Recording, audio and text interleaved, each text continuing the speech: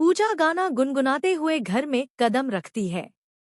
अपनी ही धुन में थी। जैसे ही बैठक में कदम रखा देखा कुछ नए लोग बैठे हुए थे। उन्हें देखकर नमस्ते कर अपने कमरे में भाग गई। उसे समझ में नहीं आ रहा था कि ये लोग कौन हैं।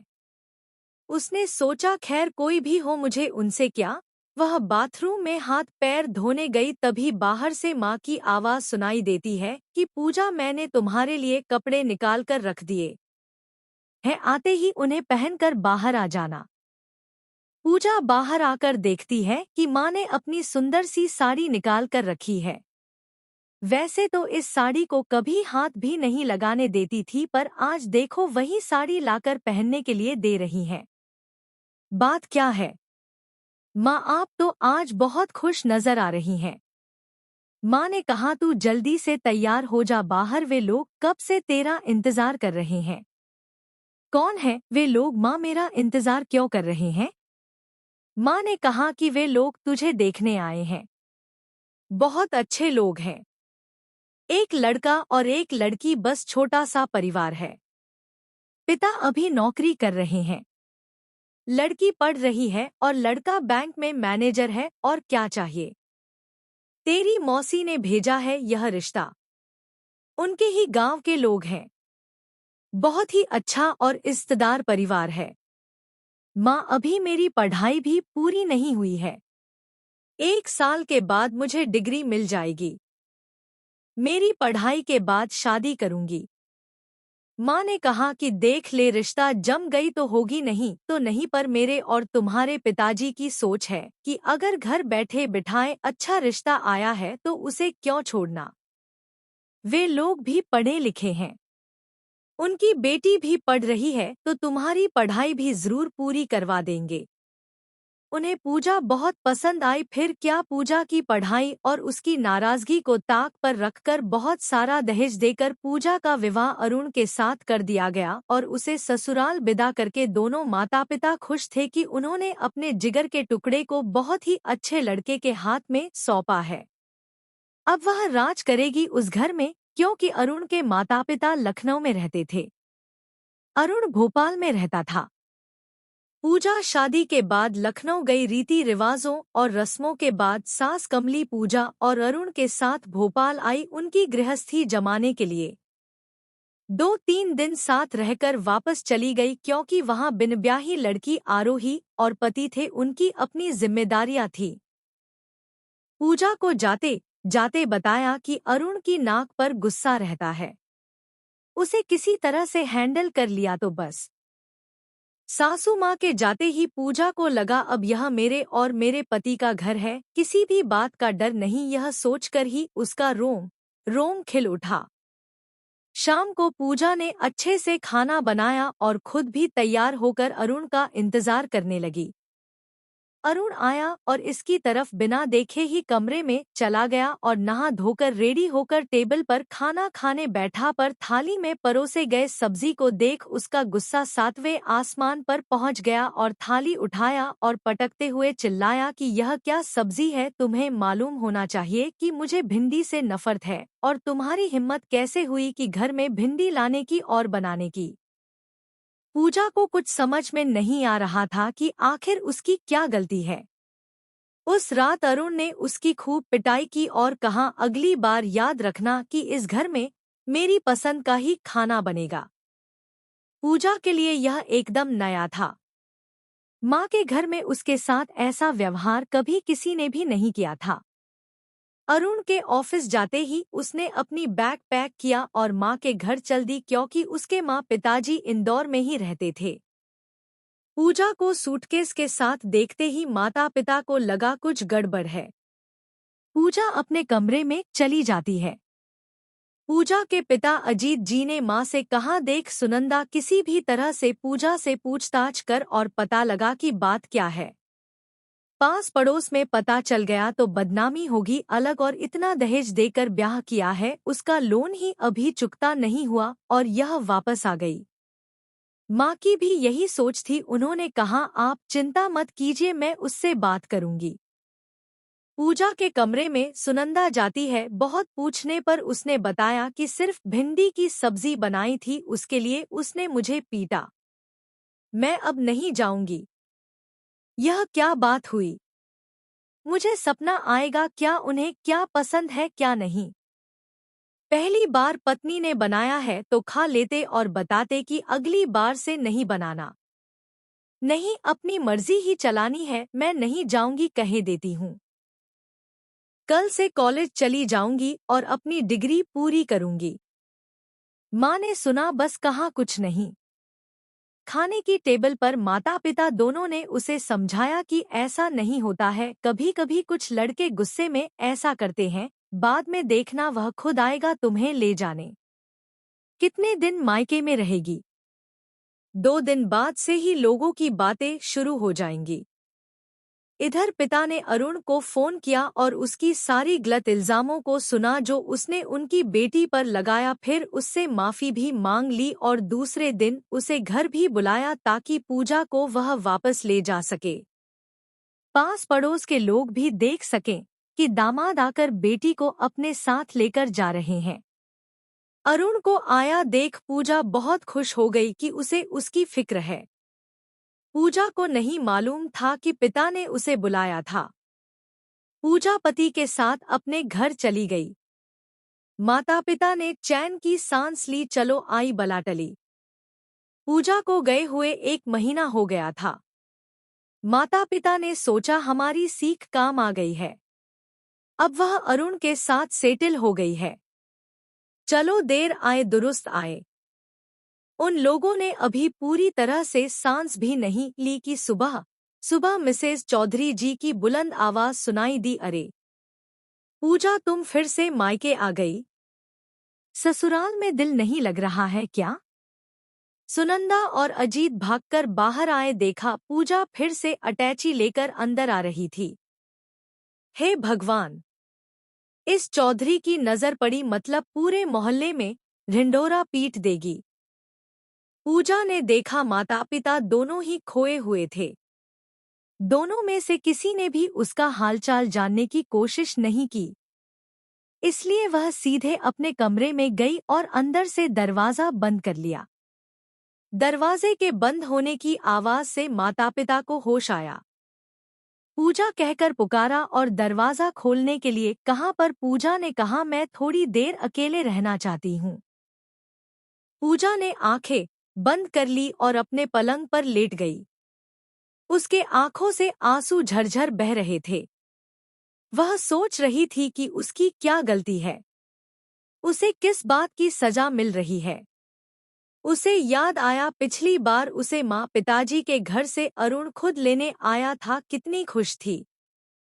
उसके दिल में अपने लिए परवाह देखकर पर नहीं। घर पहुंचकर उसने पूजा को आड़े हाथों लिया कि तुम्हें जाना आता है पर लाने के लिए मुझे आना पड़ा। शर्म भी महसूस नहीं हुई कि अपने पिता से फोन करवाया। उनकी नज़र में मुझे बुरा बनाना चाहती हो।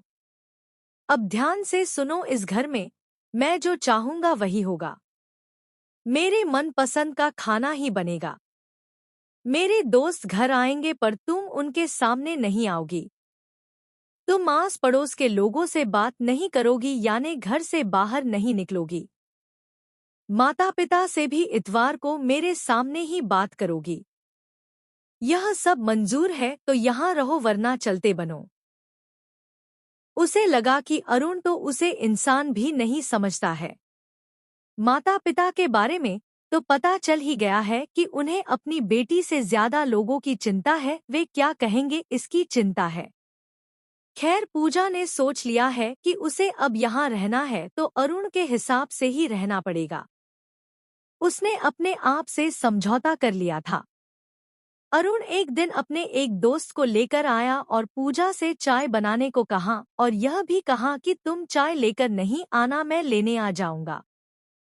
चाय के बनते ही पूजा कप में डालकर बिस्कुट भी रखकर बैठ गई कि अरुण आकर ले जाएगा। 5 मिनट तक भी नहीं आया तो चाय ठंडी हो जाएगी सोचकर खुद ही ले जाती है। इसे देखते ही अरुण भाग कर आता है और उसके हाथ से ट्रे ले लेता है और कहता है तुम अंदर जाओ। उसी समय न जाने उसके दोस्त ने कैसे उसे देख लिया और कहा, पूजा, तुम यहाँ? तुम अरुण की पत्नी हो। अब अरुण कुछ नहीं कह सका। तब उसके दोस्त सुहास ने कहा, अरुण, यह मेरी मौसी की लड़की है। मैं शादी में नहीं आ सका, इसलिए मुझे नहीं मालूम कि यह तुम्हारी पत्नी है। बस दोनों खूब बातें करने लगे। यह बात अरुण को पसंद नहीं आई। सुहास के जाते ही उसने पूजा को खूब मारा कि तुमने मुझे पहले क्यों नहीं बताया कि तुम्हारा कोई रिश्तेदार मेरे बैंक में ही काम करता है। मुझे पता तो चले कि वह मेरे बारे में क्या कहते फिर रहा है।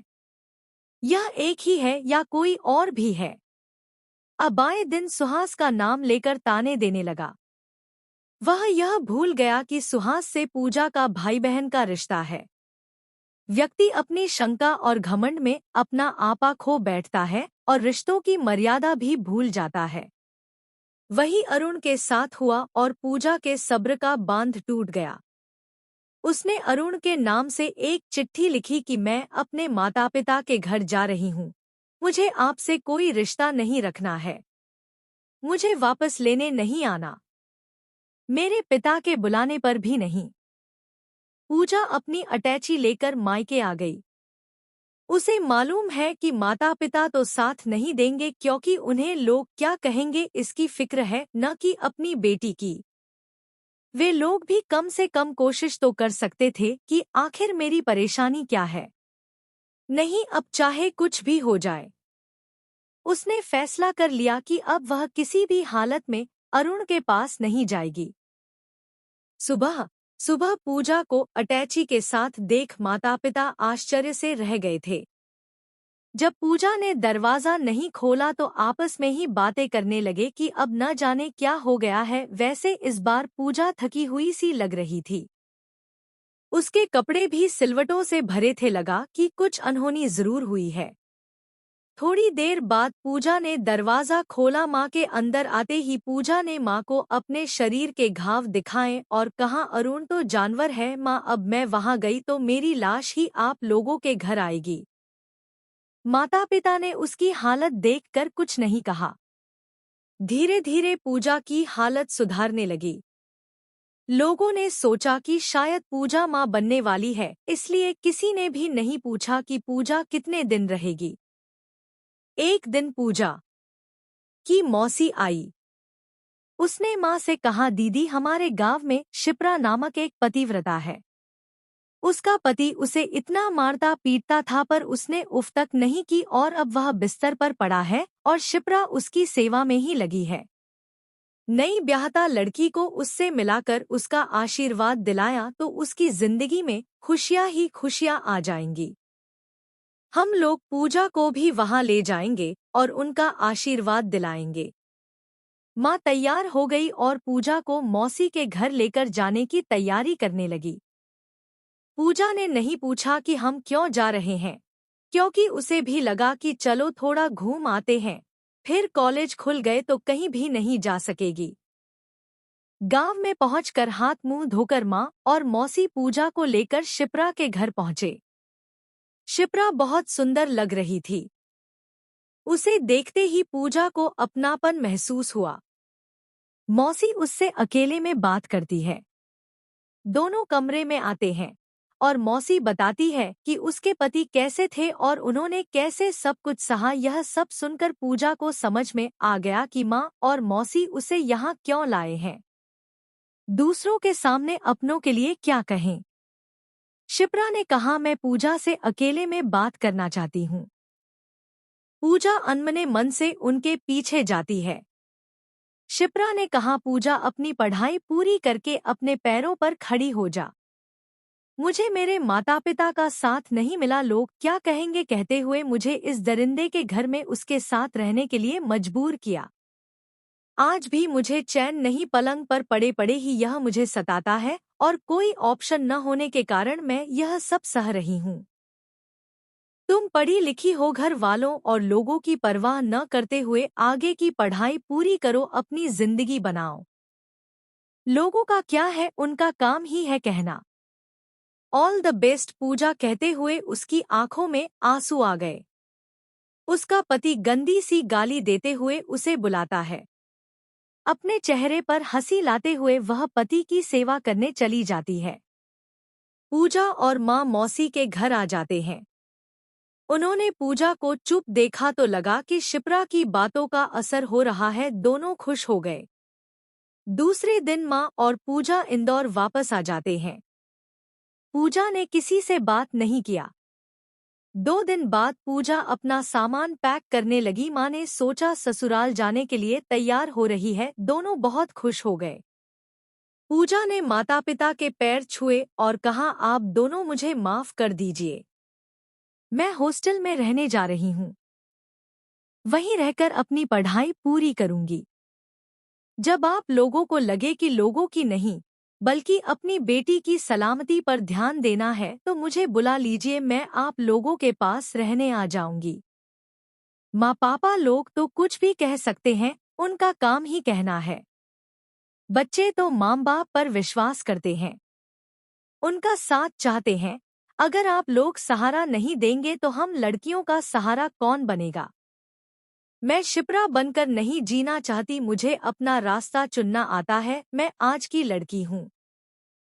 लोगों की प्रेरणा मैं शिप्रा बनकर नहीं बनना चाहती हूँ। पूजा अपना सामान लेकर टैक्सी में बैठकर चली जाती है। किसी के घर में रेडियो से किशोर जी आवाज में गाना बज रहा था। कुछ तो लोग कहेंगे, लोगों का काम है कहना। दोस्तों, बेटियों का हमें सहारा बनना है, न कि यह सोचना कि लोग क्या कहेंगे।